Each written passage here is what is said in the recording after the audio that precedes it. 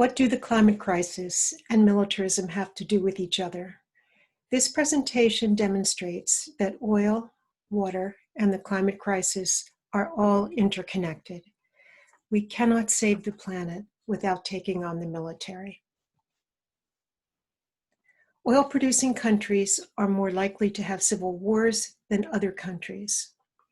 1/4 to 1/2 wars since 1973 have been fought over oil, in whole or in part.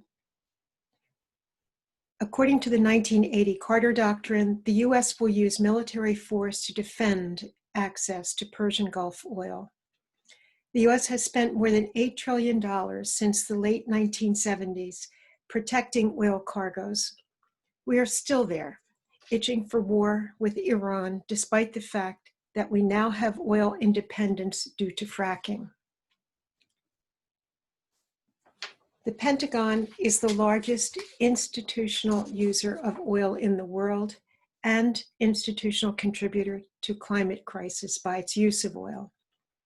If the military were a country, the Department of Defense would rank 47th out of 197 countries for its greenhouse gas emissions.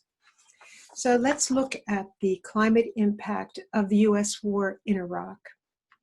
Between 2003 and 2007, the US war in Iraq released more greenhouse gas emissions annually than 139 countries.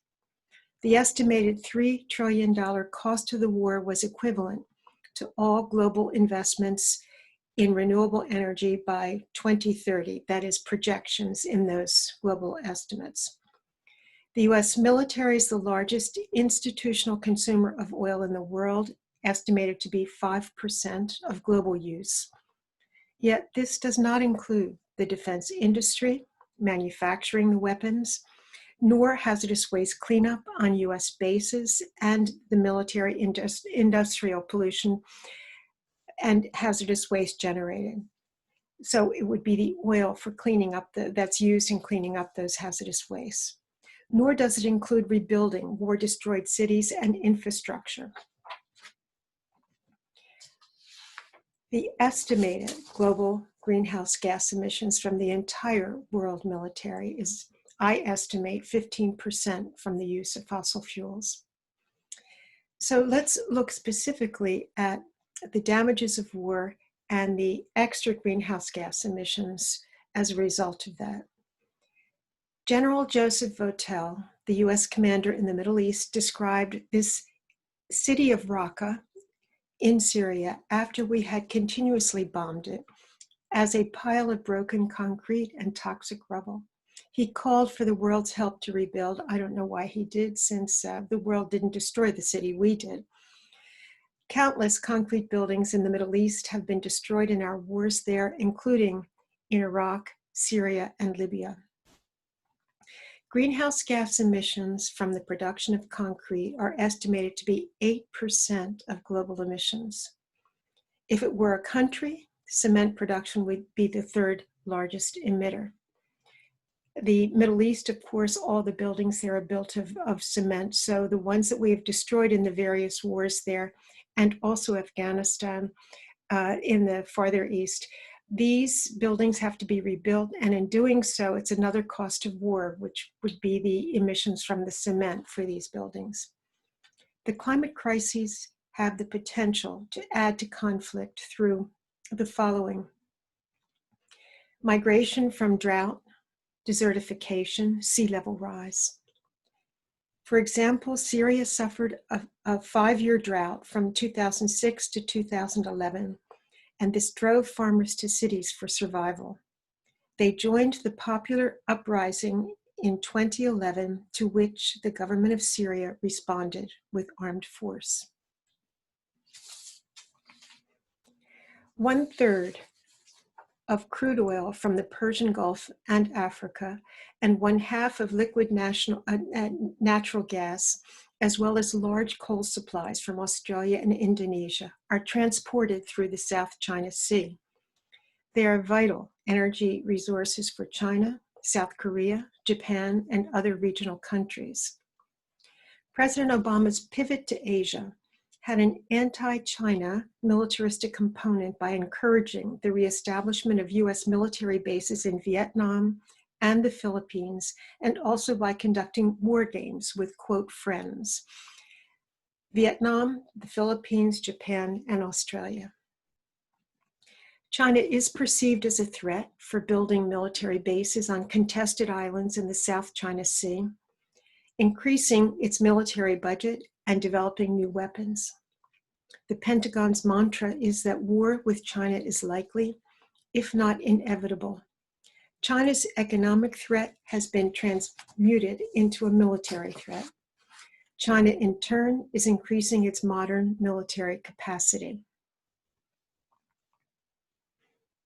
Rising sea level from the climate crisis threatens 128 U.S. military bases on our coasts and spreads military pollution on those bases to coastal waters, coral reefs, and marine life, and also to groundwater under the bases as well as on-base drinking water sources.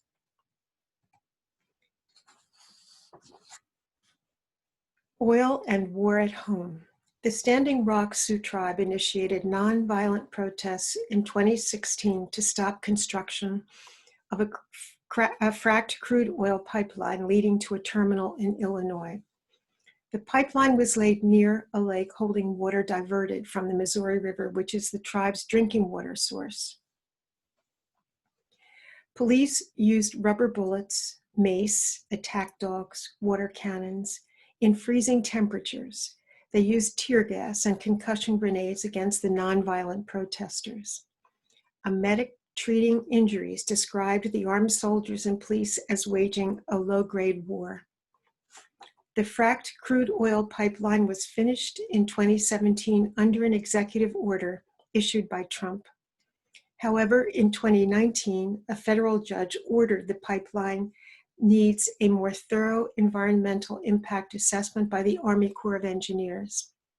As of April 2020, a decision has yet to be made by the judge as to whether the pipeline needs to be shut down during the EIA process.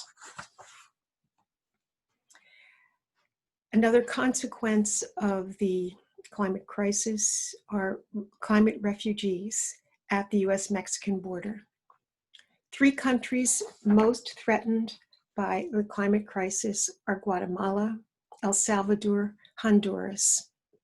They are primarily within the Central American dry corridor, and they are also the 3 countries from which the largest number of refugees comes to our southern border with Mexico. The US response is to militarize security at our border, including a border wall, armed military and border guards, and intense surveillance, and to provide aid to the 3 countries to militarize their borders against migration to the United States. These are the characteristics, you recognize them as a masculinist profile, that military historian Victor Hansen has used to characterize the identity of the United States since its inception, since settler colonialism. Manifest destiny has taken us from East Coast to West Coast and beyond. Frontier mentality, rugged individualism, linked also with unfettered market capitalism and muscular independence. These are the qualities that he says exemplify our country since its origins. Well, Hansen's masculinist profile of US identity is embodied in Trump's 2020 discretionary budget priorities as seen in this pie chart. Note that the Pentagon has allocated the majority of spending, 57%, while State Department diplomacy and foreign aid is 3%, education is 5%. This, given our students test increasingly lower on 11th grade international tests. Health and Human Services allocated 7%. No wonder we have been so unprepared for COVID-19.